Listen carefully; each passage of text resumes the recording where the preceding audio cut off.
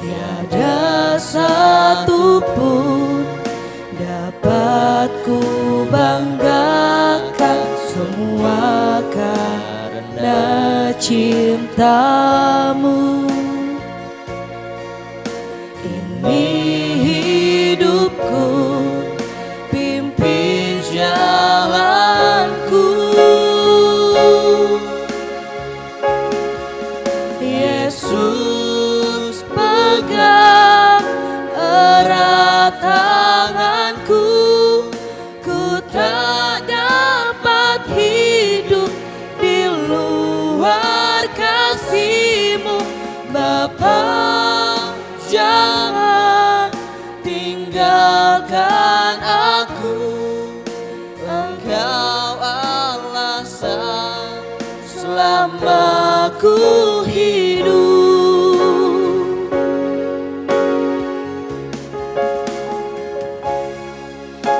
Yesus, pegang erat tanganku, ku tak dapat hidup di luar kasih-Mu.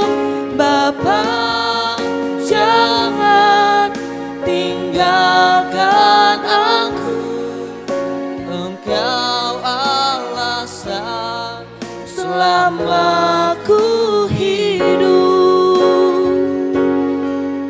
Engkau alasan selama ku hidup. Shalom pemirsa yang diberkati oleh Tuhan, senang sekali kita berjumpa lagi dalam kabar sukacita spesial Natal begitu ya. Betul Luar sekali, biasa Budi. dan juga menyambut tahun baru Eka. Dan kali ini kita pastinya kedatangan tamu ya. Yang sangat spesial ya. Tamu spesial karena kabar sukacitanya spesial, tamunya juga pasti spesial. Eka. Betul, pada perayaan Natal tahun ini Budi, kita kembali diingatkan bahwa kelahiran Yesus Kristus bukanlah peristiwa yang biasa saja atau sekadar selebrasi saja, melainkan bagian dari rancangan besar Allah bagi keselamatan manusia. Iya, terutama dalam topik pembicaraan kita atau firman Tuhan kali ini soal persembahan orang Majus, sangat menarik karena banyak yang tentunya belum kita ketahui dan ingin kita ketahui dari tema pemberitaan firman Tuhan kali ini, karena memang mendengarkan renungan Natal kita harus menggali lebih dalam dan juga bagaimana wujud nyata rencana Allah tadi yang disampaikan Eka, bahwa nanti bersama dengan Pak Pendeta atau narasumber yang akan membagikan firman Tuhan kali ini, kita akan sama-sama mengetahui tentang apa sih yang harus diketahui dari persembahan orang Majus itu ya Kak ya. Sepertinya Budi ini sudah tidak sabar ya, banyak pertanyaan tapi bukan cuma saya, pemirsa di rumah juga pasti tidak sabar. Tapi sebelumnya kita mau nanya-nanya dulu, tim pemuji kali ini apakah excited atau antusias menyambut Natal di tahun 2025? Mungkin dari Bro Epan atau dari Sis Jane, ayo. Kalau saya Ada lagi? sendiri, puji Tuhan, sangat excited. Oh, saya excited. Kenapa? Kenapa? Gimana? Karena kalau bisa dibilang pasti semua orang sangat menunggu momen Menantikan. Natal. Iya, sangat menantikan momen Natal di setiap tahun. betul. Apa yang dinantikan oleh Iya. Epan? Ya mungkin kalau bisa dibilang ada yang ingin baju baru, Baru. ada yang punya sepatu baru. Ah. Jadi ya berbagai orang atau tiap-tiap orang mempunyai keinginan tersendiri. Masing-masing ya di Natal Natal yang ada. setiap tahunnya ya. Betul. Iya, Oke. betul. Sis Jane mungkin ada yang mau disampaikan. Kalau saya juga sama ya, sangat antusias dan excited karena tidak hanya semua serba baru, Iya. tetapi di situ juga ada nanti libur panjang. Weekend Karena ya sebelum bisa kita akan masuk tahun yang baru. Iya.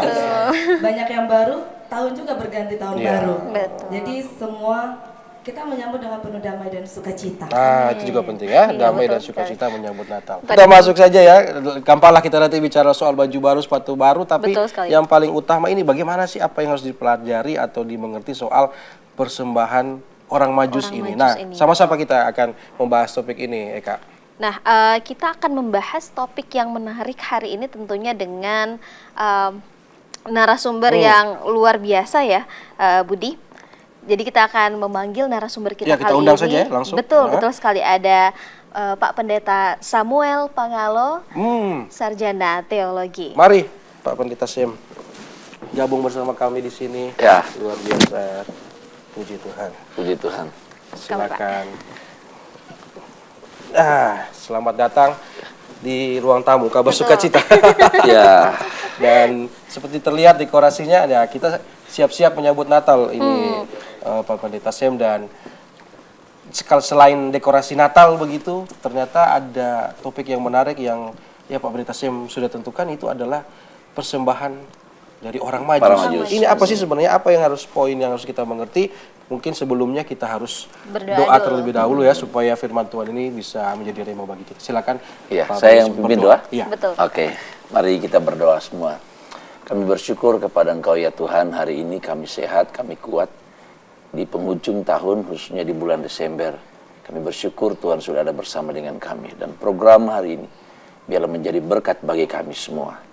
Sejauh mana firman kebenaran firman-Mu kami sampaikan, semua diberkati Tuhan. Dalam nama Tuhan Yesus Kristus, haleluya, amin. Amin.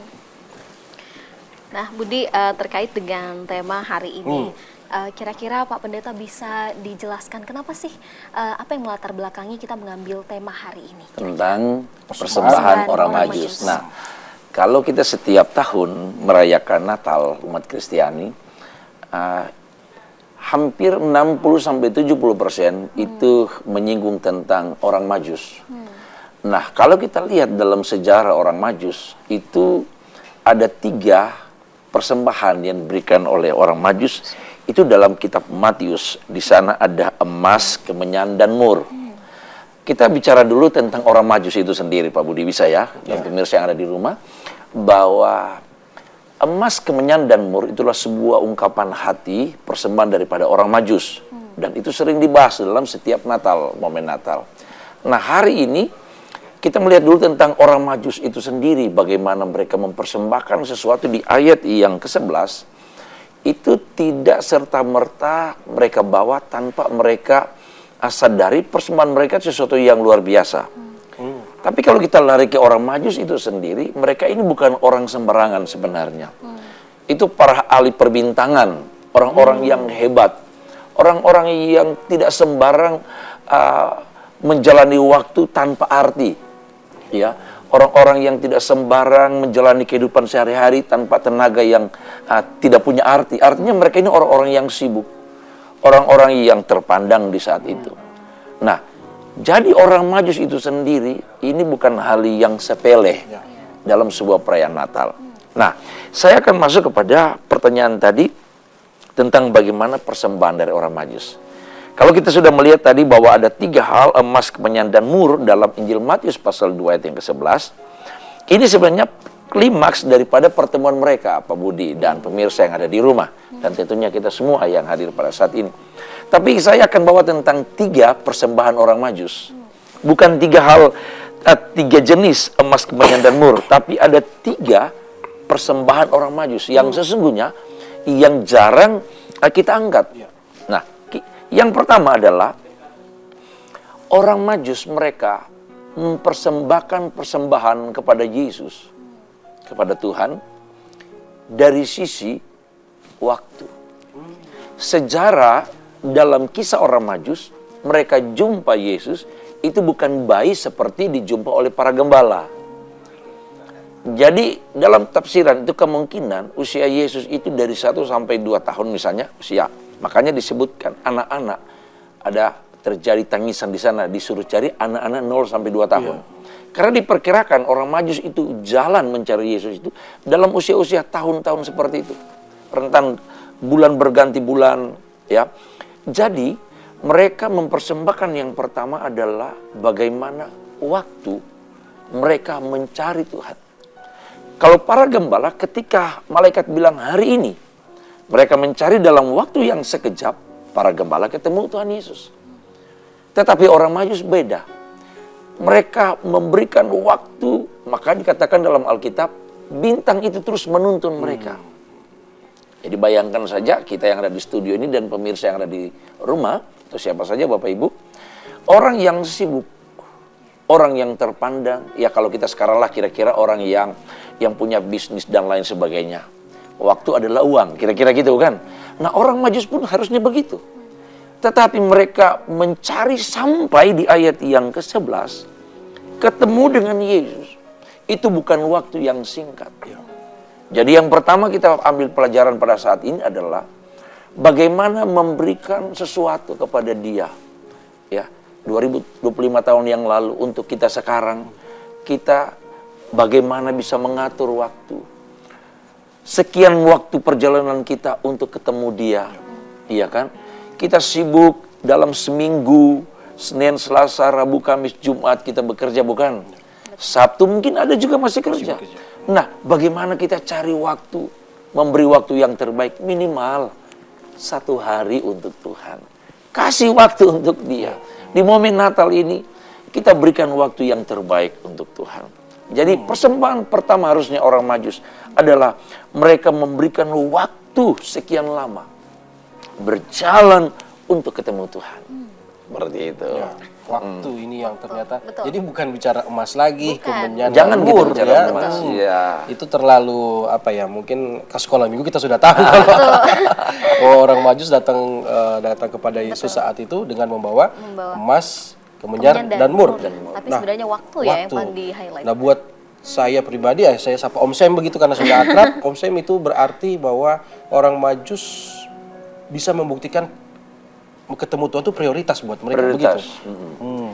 Di tengah kesibukan mereka.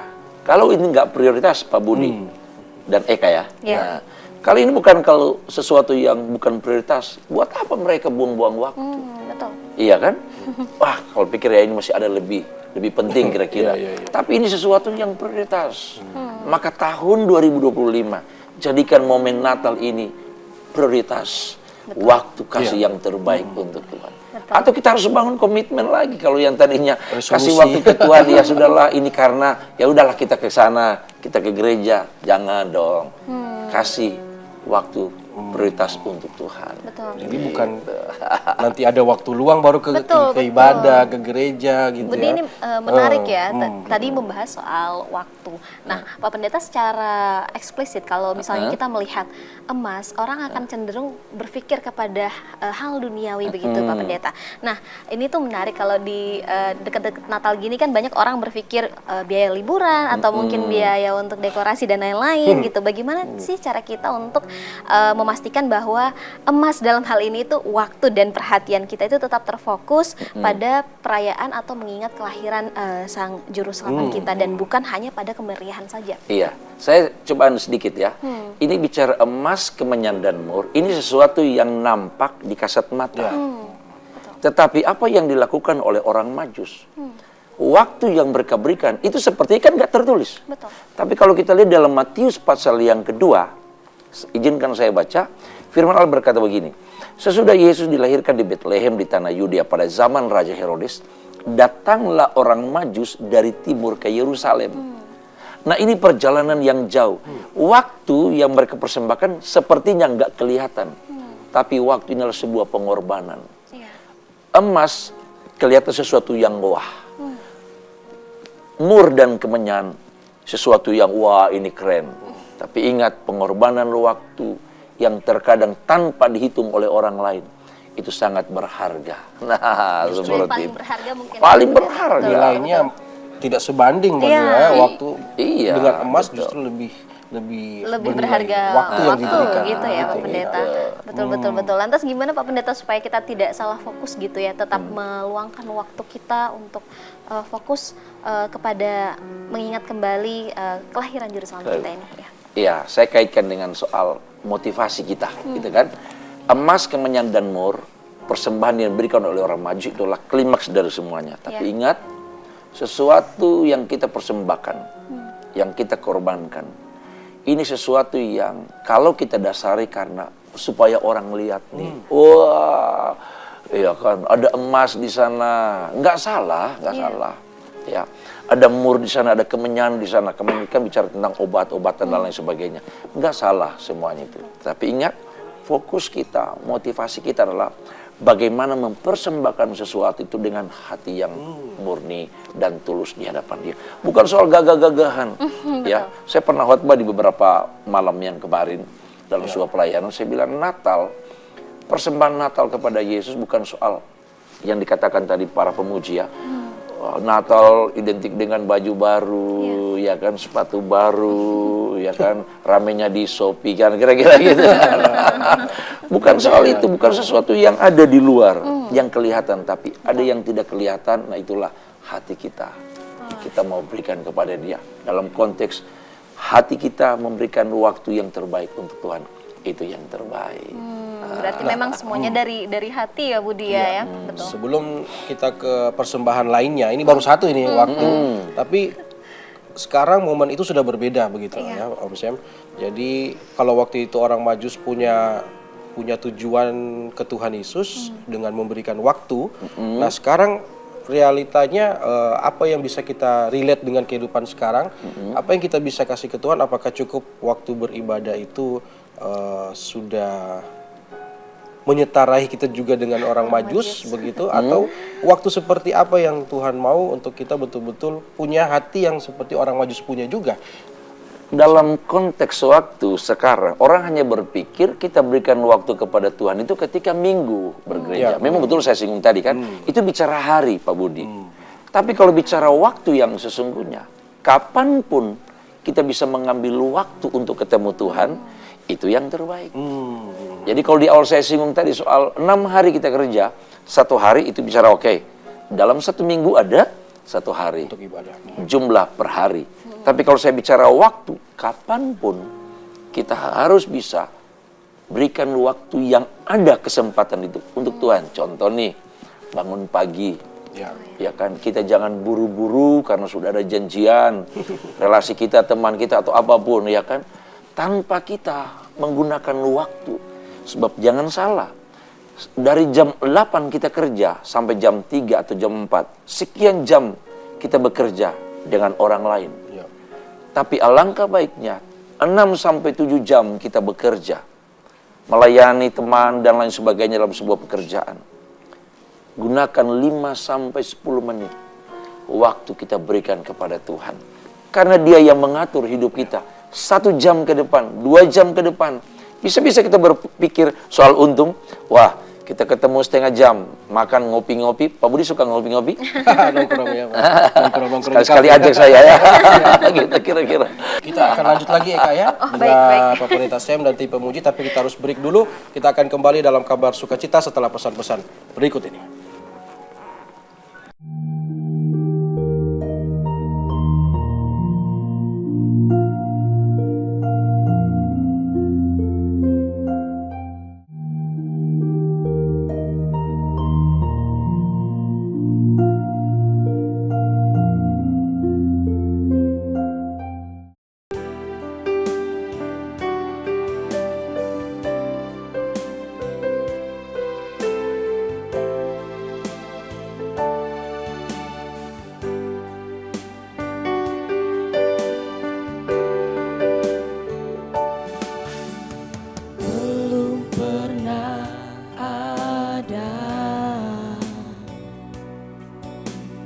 Kasih di dunia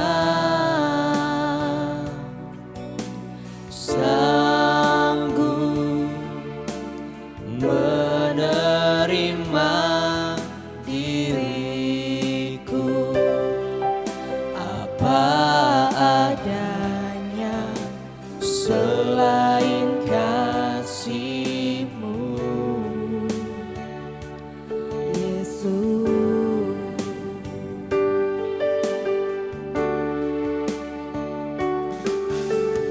sungguh tiada lagi kasih seperti ini, sanggup mengubahkan hidupku menjadi baru selain kasih-Mu, Yesus.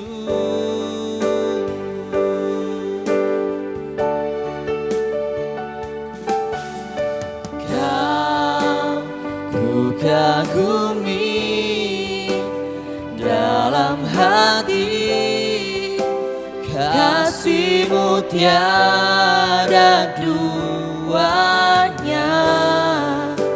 Sampai kini ku akui kasih-Mu tiada dua.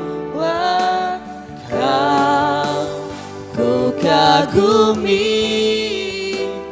dalam hati, kasih-Mu tiada duanya.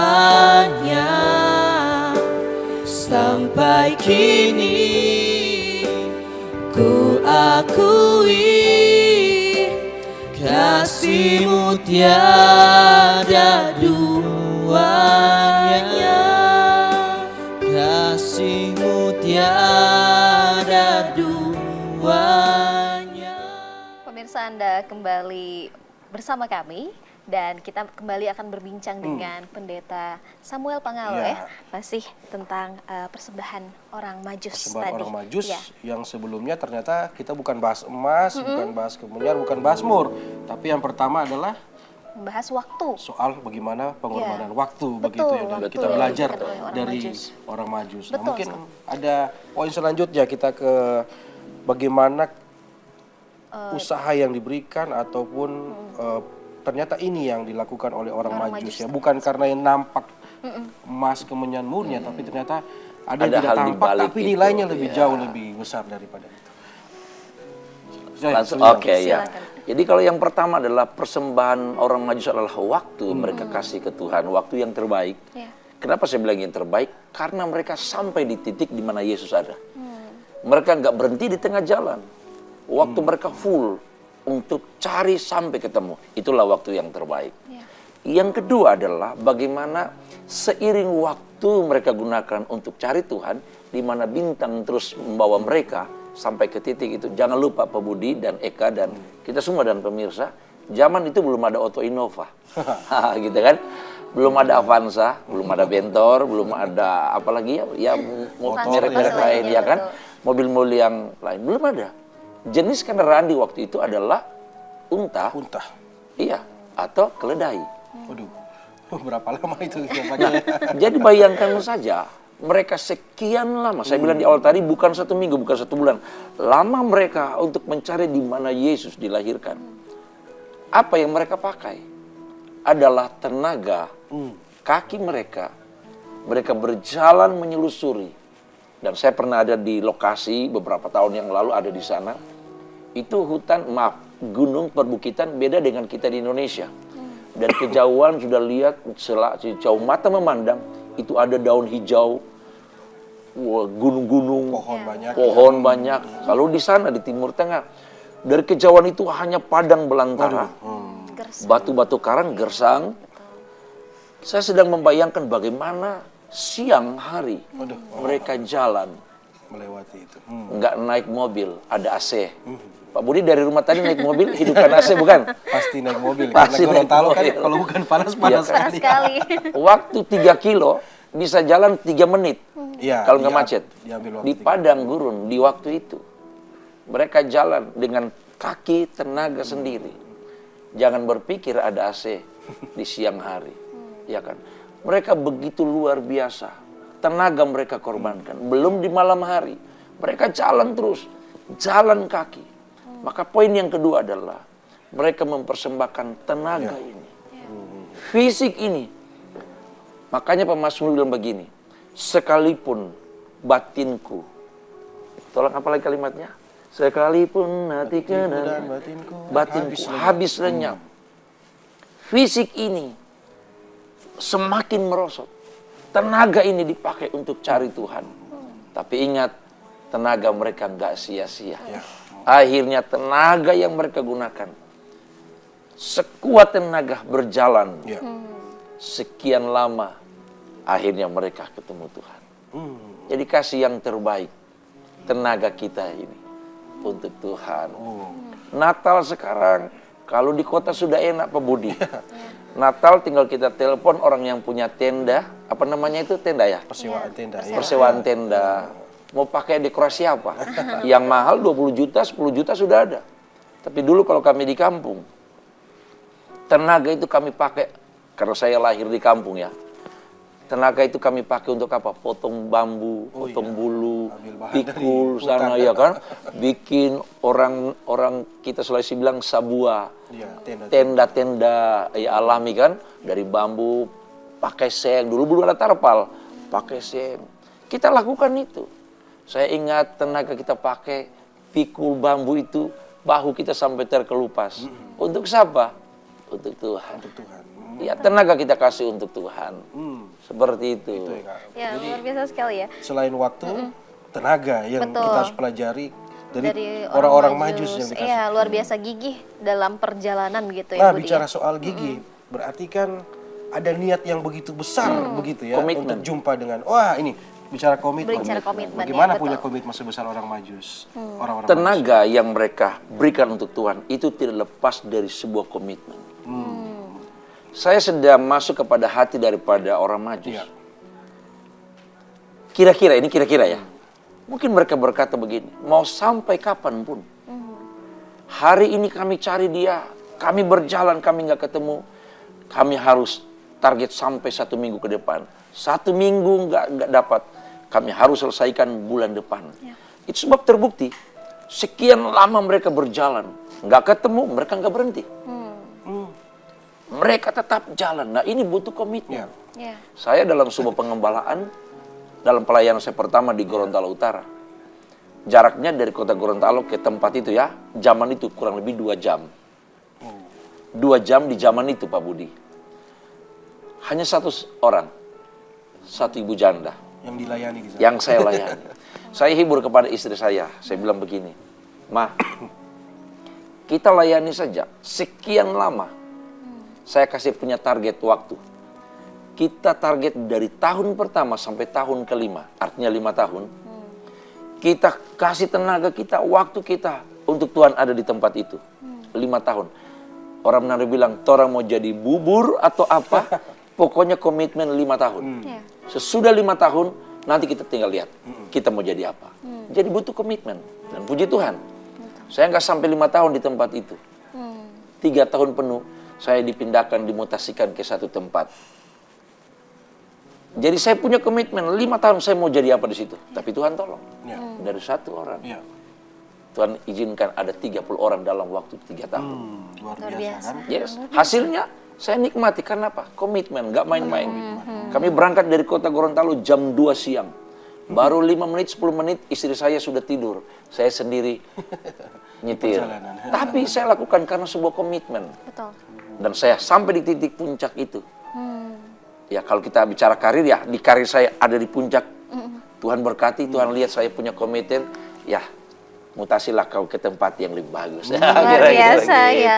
Bicara soal komitmen yang luar biasa komitmen. ya. Iya, kita juga tadi mendengar kesaksian dari pendeta juga ya, bahwa bagaimana kerja keras kita itu sebenarnya akan selalu membuahkan hasil. Nah, terkait dengan Natal kali ini nih pendeta, biasanya tuh orang kalau udah deket-deket Natal sudah mulai semangatnya sudah terbakar lagi nih pendeta ya. Kira-kira bagaimana sih cara menjaga komitmen atau semangat kita dalam hal ini tuh tenaga untuk melayani agar sepanjang tahun itu bisa terus semangat, bukan cuma di penghujung tahun Desember saja. saja atau di awal tahun. Yes, komitmen itu bagus.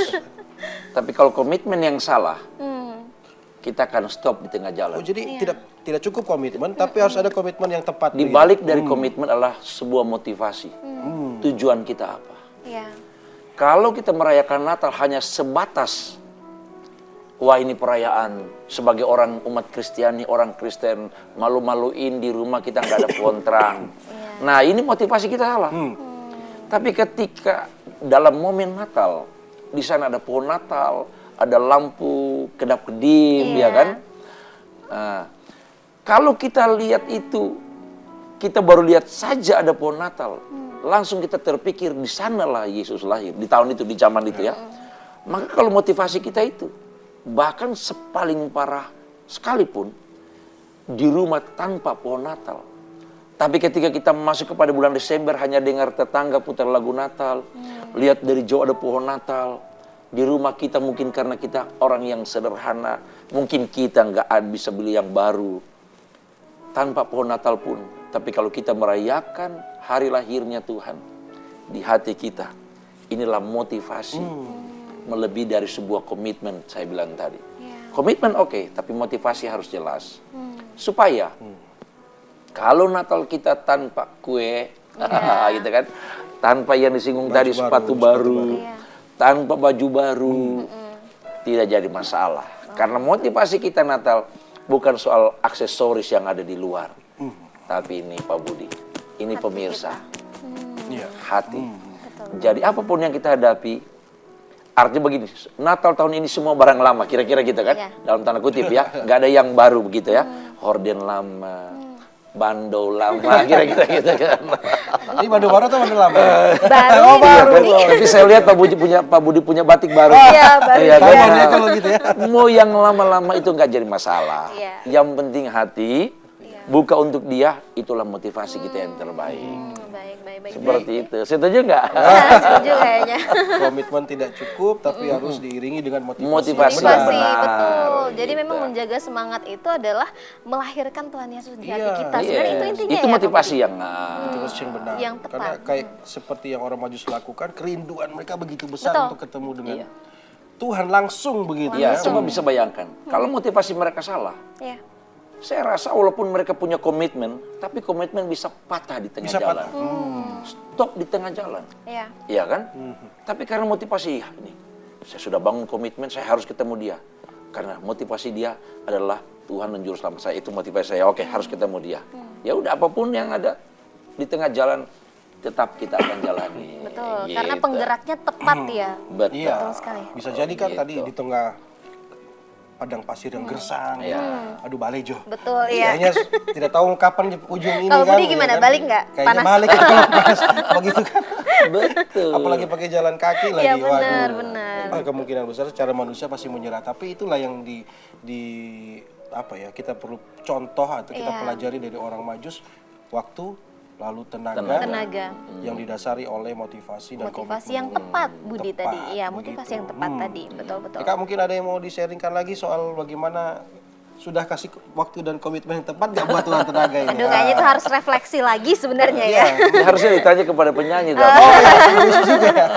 Hanya untuk segera intermezzo bagi kita kan. Nah, Betul. Atau semangat melayaninya di Desember saya sampai Januari nanti habis itu Februari Maret mulai sibuk lagi dengan kegiatan lain. Atau Bro Evan ada yang mau di-sharingkan kalau soal melayani itu semangat terus nggak atau memang di Desember Januari itu penuh dengan pelayanan? Atau lebih semangat Desember Januari mungkin Iya. Budi.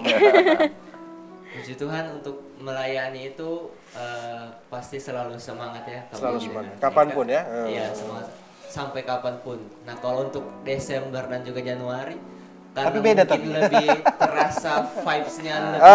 banyak orang yang ingin melayani. Betul. Jadi mungkin orang beranggapan, oh ini mereka hanya ingin melayani di saat bulan Desember. Kebetulan saja vibes-nya ya. Iya, cuma karena lagi hype vibes-nya yang enak. Jadi mungkin orang berpikiran ya seperti itu karena di bulan Desember banyak yang orang yang hanya satu kali satu tahun datang. Burung tahun ya kalau istilah.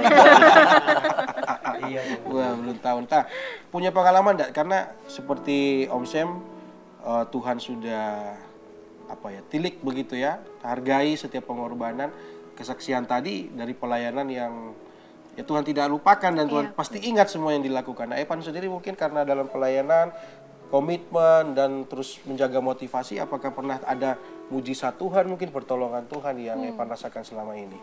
Ya, kalau itu Kak Budi pernah di tahun 2017 sedikit sharing. Di situ kami akan melakukan pelayanan di Tolinggula, di Gorut. Di bulan-bulan seperti ini Iya, gitu di ya? bulan-bulan. Oh. Waktu itu bulan November, tetapi masih sudah November. ada pranatal. Ada ibadah Iya, pranatal, ada ibadah undangan ya? pranatal yang dilaksanakan 26 November 2017. Oh, masih ingat betul ini tuh ya. Itu Oke. sangat ingat Kak Budi. Kenapa masih diingat ini? Ya. Karena di situ kami dalam satu mobil ada 5 orang, di situ kami mengalami kecelakaan. Aduh. Oh. Nah itu di situ kami semua ya dibilang tadi kami ingin melayani, Iya, iya. bukan hanya karena di bulan Desember atau bulan November, tetapi di situ mungkin Tuhan melihat orang ini ingin melayani, tetapi Kerinduan melayani. di situ juga yang saya percaya itu bukan Tuhan yang merencanakan orang celaka atau kami celaka, tetapi di situ saya berpikiran Tuhan yang mengizinkan. Mungkin di setiap pribadi kami ada beberapa masalah atau beberapa yang sudah mulai jauh dari Tuhan begitu. Jadi Tuhan mungkin mengingatkan atau Tuhan mengizinkan ini hal terjadi kecelakaan. Kecelakaannya seperti apa? Kalau pemirsa mungkin pengen tahu detail. Wah, Apakah ya biasa-biasa atau seperti apa? Jatuh lecet atau Kemungkinan waktu itu karena kebetulan biasa kan cuma nonton di TV-TV kalau orang celaka itu kameranya kesana kemari kan dalam mobil itu memang merasakan sendiri Kak Budi. Jadi mobilnya? Jadi mobilnya itu dari aspal dia sedikit terbang lalu jatuh ke jurang. Nah jurang itu terbalik begitu berarti? Iya, jadi mobil itu terputar-putar. Jadi kira-kira jurang yang di bawah itu sekitar kurang lebih 3 meter Kak Budi. Turun ke. Jadi iya, jadi jatuh terus dia mentok di atas batu besar. Posisi terbalik. Posisi terbalik. Wah. Jadi roda yang ada di atas. Tapi puji Tuhan tidak ada yang korban. Puji Tuhan kalau untuk korban jiwa tidak ada. Puji Tuhan. Cuma sampai kritis ada. Sampai kritis. Iya, saudara sepupu. Dari situ mujizat Tuhan perlihatkan. Luar biasa. Dan Epan masih ada sampai hari ini Iya, ya, luar luar biasa biasa ya. kesaksiannya Itu dari karena Tuhan. komitmen dan motivasi Iya, yang betul benar sekali. untuk melayani. Iya. Om Sam, ada yang mau ditambahkan soal ini? Karena kadang-kadang ya kita pikir kita aman, kita pasti happy untuk melayani Tuhan, tapi ternyata ada momen-momen yang diizinkan Tuhan untuk kita lewati, ya sesuatu yang tidak menyenangkan seperti yang dilewati oleh. Kalau memang melihat ya, karena saya ketua rombongan waktu itu. Kami ada berangkat kalau nggak salah ada 5, 6 atau sampai 7 mobil ya. Tiba-tiba mereka celaka dan itu seperti disinggung tadi soal, saya sedikit singgung itu. Memang kayak di film-film. Jadi mobil itu 4 bola rodanya ada di atas kan. Menghadap ke atas. Lalu kita kalau lihat itu ayam keluar dari telur, menetas begitu. menetas gitu. Jadi mereka keluar itu dari kaca tinggal dikasih pecah kan, keluar satu-satu. Aduh. Dan lebih parah lagi, ada yang sampai patah tulang itu ada 11. Sebesar 7 atau 11 tulang. 7 sampai 11 patah semuanya. Kami pikir sudah selesai. Tapi kami tetap percaya dari peristiwa ini bahwa Tuhan tidak pernah merencanakan kecelakaan. Tapi kalau semua seizin Tuhan lihat, ada yang sudah patah 11, ada yang sudah 3-4 bulan di rumah sakit, itu penan saya, anak bersaudara dengan dia. Sekarang mereka semua sehat-sehat, Puji Tuhan. dan justru semakin membangun komitmen, Nah, hidup biasa. ini hanya anugerah Tuhan. luar biasa. Mungkin itu bagian dari rancangan Tuhan Iya. ya. Tuhan mengingatkan mereka, betul dikatakan tadi, mungkin sudah ada yang lupa, ya kan? Jadi mereka sadar ya, syukur-syukurlah. Dan sekarang mereka ini udah jadi pendeta, udah sekolah Alkitab nanti. Wah, luar biasa dari Luar kejadian itu biasa. lebih apa ya? Lebih niat berkomitmen lagi berkomitmen untuk sebenarnya, Ibu malah Dia. jadi hamba Tuhan Hamba ya. Tuhan. Wah, jadi saya yakin dia sekolah Alkitab menjadi pendeta bukan papanya pendeta. Ini pemirsa anak saya ya. Jadi dia Keinginan jadi pribadi. pendeta bukan Iya, karena iya. papanya pendeta, Iya. tapi dia sadar betul hidup anugerah Tuhan, ya udahlah, dia harus melayani Menjadi Tuhan. Panggilan Tuhan. Tuhan. Betul sekali. Kita masih akan berbincang lagi dengan Pak Iya, Pendeta. semakin seru ya Iya, dan membahas juga firman Budi. Tuhan ini ya. Betul, tapi kami harus break sebentar. Tetaplah bersama kami.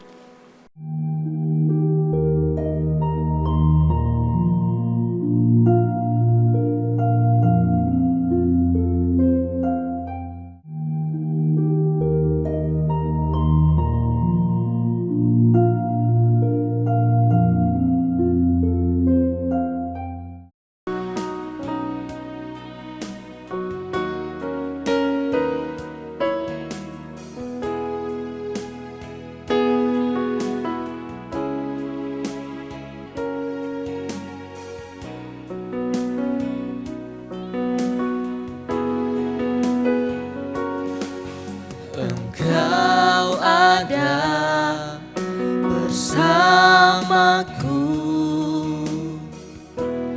di setiap musim hidupku. Tak pernah kau biarkan ku sendiri.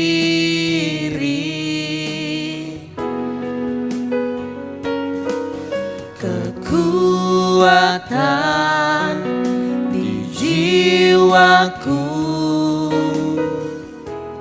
adalah bersamamu. Tak pernah ku ragukan kasih-Mu.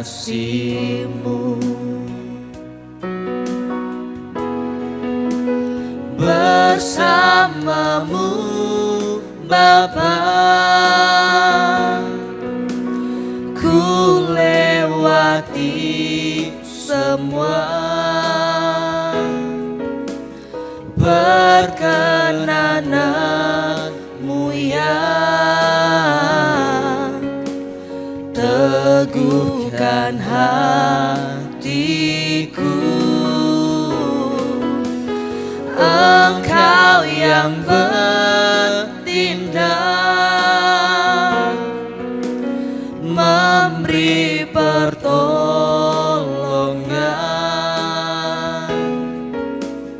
Anugerah-Mu besar melimpah bagiku.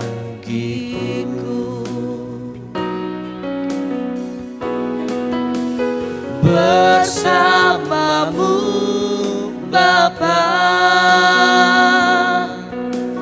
ku lewati semua perkenanan-Mu ya. Teguhkan hatiku,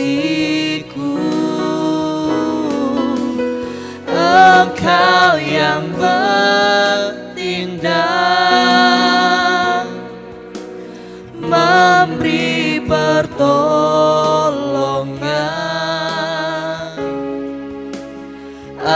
Anugerah-Mu besar melimpah bagiku.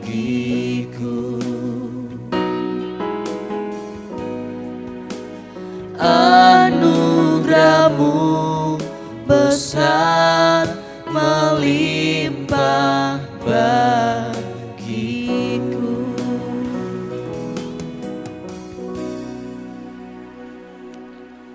Kembali dalam kabar sukacita masih bersama saya Budi dan Eka ya, dan juga Bapak Pendeta Samuel Pangalo dengan tema pemberitaan firman Tuhan persembahan orang Majus.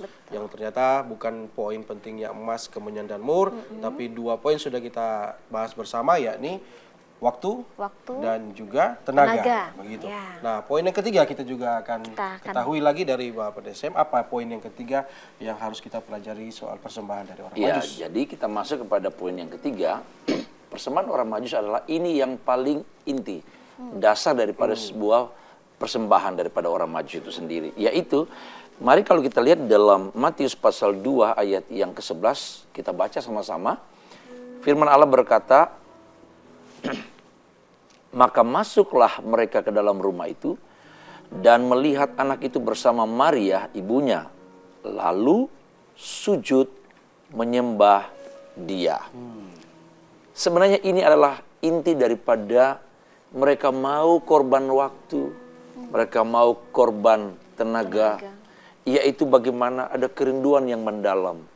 Hati para Majus ini, orang Majus ini, mereka ingin mempersembahkan hati dalam bentuk mereka mau menyembah dia. Nggak salah itu emas, kemenyan, dan mur, dan 2 poin di awal tadi. Tapi inilah dasar daripada motivasi orang Majus. Bagaimana mereka ingin datang menyembah dia. Kata menyembah dia, itu pernah diungkapkan oleh Herodes di ayat-ayat awal. Herodes bilang begini, tolong kasih tahu di mana bayi itu lahir. Sebab kalau sudah dapat di mana tempatnya, aku akan datang menyembah dia. Tapi perkataan menyembah Herodes itu sebenarnya menutupi di mana dia sudah ada rasa cemburu, ada rasa iri, ada rasa terancam karena ada raja yang baru lahir. Hati Herodes menyembah itu hanya pura-pura gitu ya. Nggak benar. Orang Majus nggak ngomong banyak soal menyembah. Aku mau datang ke sana menyembah, memuji dia. Sedikit diungkapkan. Tapi yang dibutuhkan adalah tindakan untuk menyembah dia. Perhatikan ayat sini. Mereka masuk, nggak banyak komentar. Sebelum mereka mempersembahkan emas, kemenyan, dan mur, pertama mereka sujud. menyembah Dia. Jadi Natal bukan soal aksesoris yang saya ulangi tadi, tapi Natal adalah sebuah penyembahan. Dia datang lahir ke dunia. Bagi orang Majus, persembahan yang terbaik adalah penyembahan kepada Tuhan. Itu yang nomor satu. Jadi tidak, maksudnya begini, niat menyembah itu betul-betul adalah ingin bagaimana bersujud kepada Tuhan, begitu kan? Bukan ingin menampilkan bahwa kita setia di depan orang saja, ataupun rajin ibadah di depan orang, mengisi jadwal, mengisi hari-hari ibadah, tapi betul-betul datang untuk menyembah. Karena tidak sedikit juga orang yang datang karena takut gembala gitu ya. Atau Aduh, nanti gembala tanya lagi di mana hari Minggu, kenapa tidak datang? Koordinator. Betul nggak ya Kak? Iya, Betul nggak? Ingat nggak? Kadang-kadang betul gitu ya. Kayaknya masih ada juga yang kayak seperti itu. Misalnya takut ditanyain gitu, kenapa kemarin rupa sonda jaga pergi gereja gitu kan. Mungkin gara-gara itu, tapi sebenarnya yang paling inti tadi yang dari Pak Pendeta bilang adalah dari hati kita sendiri, bukan karena ingin dilihat orang atau ingin menunjukkan kehebatan kita gitu ya Budi. Iya, karena kayak Herodes juga sudah memberi buat kita gambaran bahwa mulut bisa berkata menyembah, tapi hati dan niatnya berbeda. Begitu. Nah, ini bagaimana kita bisa berbagi kepada pemirsa di rumah untuk betul-betul punya hati seorang penyembah itu, karena masih banyak yang bingung gitu mungkin ya, menyembah itu apakah bernyanyi, berdoa, atau dengan tindakan apa. Kalau bisa sederhananya orang Kristen yang percaya kepada Tuhan itu, inilah konteks menyembah yang benar.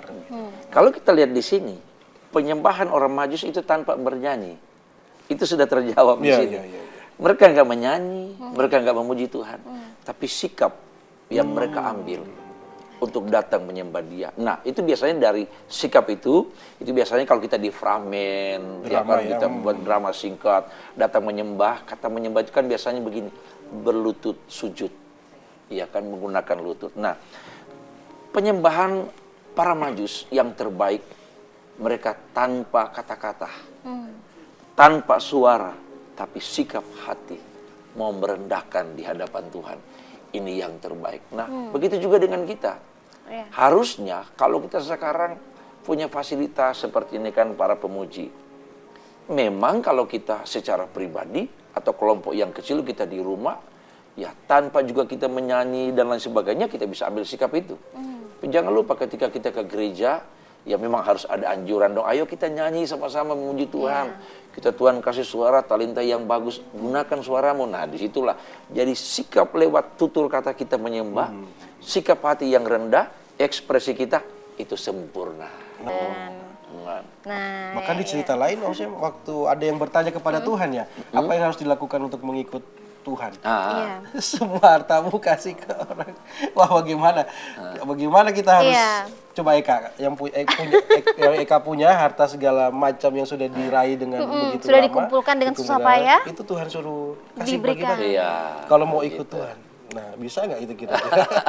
Itu harus kembali lagi ke diri sendiri ya, betul kayaknya. Coba yang Pak Budi bilang tadi, Eka sempat bahas tadi kan. Dia orang penting, mereka itu orang penting, orang Majus kan, luar biasa.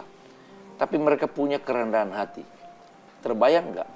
Yesus waktu itu, dia raja tapi dalam bentuk manusia. Dia masih bayi. Kalau mereka dengan ego, mereka ngapain kita mau sembah Dia? Anak kan? baru lahir Raja gitu baru lahir, tanpa kita berbuat pun dia nggak tahu kan? Tapi lihat nih, sikap hati yang rendah. Sekalipun dia datang sebagai manusia bayi yang baru lahir. Tapi dia tahu ini Tuhan, Allah. Mereka dengan rendah hati, mereka mau sujud kepada Dia. Luar biasa sekali. Pelajaran penting ya buat kita sekarang. Betul. Dan tidak terasa Budi sebenarnya kita sudah ini di akhir ya? hampir kita ya. Kita mau dong dengar mungkin statement akhir dari pendeta untuk pemirsa gitu ya, terkait dengan tema yang sudah kita bahas hari ini. Kesimpulannya seperti apa dan apa kira-kira yang bisa kita terapkan sehari-hari gitu. Oke, untuk kesimpulannya adalah apa yang telah kita persembahkan selama ini. Apa yang telah kita berikan, baik itu dalam keluarga, dalam bergereja, dalam kepanitiaan, untuk sebuah acara perayaan Natal yang kita telah jalani. Ingat, semua persembahan kita itu dihargai oleh Tuhan. Tapi kita harus juga ingat, ketika memberikan sesuatu, persembahan kita, ingat motivasi kita itu hanya untuk Tuhan. Kalau kita punya komitmen memberi yang terbaik bagi Tuhan, kita punya motivasi yang tepat, saya percaya persembahan kita, apa yang kita berikan kepada Dia tidak sia-sia. Amin. Semua punya makna, nilai di hadapan Tuhan. Amin. Dan Luar ingat, Tuhan bilang apa yang kita beri pasti akan diberkati oleh Amin. Tuhan. Pasti akan diingat Tuhan begitu ya. Diingat oleh Tuhan. Nah, supaya firman Tuhan ini betul-betul kita terima dan menjadi bekal kehidupan mungkin ya untuk 2026 lagi ya. Ya. Sebentar lagi kita akan jalani dengan bekal firman Tuhan ini, kita akan berdoa kembali. Kami persilakan kepada Pak Pendeta SM untuk kembali berdoa. Ya, mari kita berdoa. Terima kasih Tuhan, firman-Mu telah kami dengar. Dan dalam momen Natal ini kami berdoa, apa yang telah kami lakukan sepanjang tahun, khususnya persembahan kepada Engkau. Persembahan tenaga, waktu yang kami berikan, terlebih hati kami selama ini kami berikan untuk melayani Engkau. Biarlah itu sesuatu yang indah di hadapan Tuhan. Dan sampai di akhir tahun ini tidak ada persembahan kami yang sia-sia. Biarlah Engkau menerima persembahan kami seperti yang Engkau menerima persembahan orang Majus. Dan teristimewa hati kami pada saat ini. Pemirsa yang bersama dengan kami yang ada di studio. Kami serahkan hidup kami ke dalam tangan Tuhan. Tuhan yang beracara dalam hidup kami. Dan jadikan Natal di tahun ini Natal yang terindah dalam hidup kami. Berkati kami dan kami terima itu. Apa yang tidak pernah kami pikirkan, kami rencanakan di hati ini. Engkau memberkati kami. Dan kami menjalani Natal di tahun ini penuh dengan damai dan sukacita. Terima kasih Bapa, kami bersyukur kepada Engkau. Dalam nama Tuhan Yesus Kristus. Haleluya. Amin.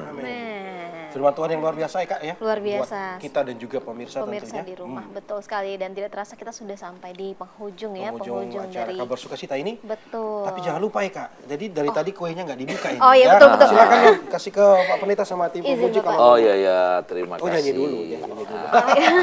Silakan dinikmati dan sampai di sini ya perjumpaan kita dalam Kabar Sukacita kali ini. Spesial Natal dan Betul. menyambut tahun baru. Akhir kata saya Budi Muda Dan saya Eka Kamalasari. kita akan berjumpa dalam Kabar Sukacita selanjutnya. Tuhan Yesus memberkati kita semua.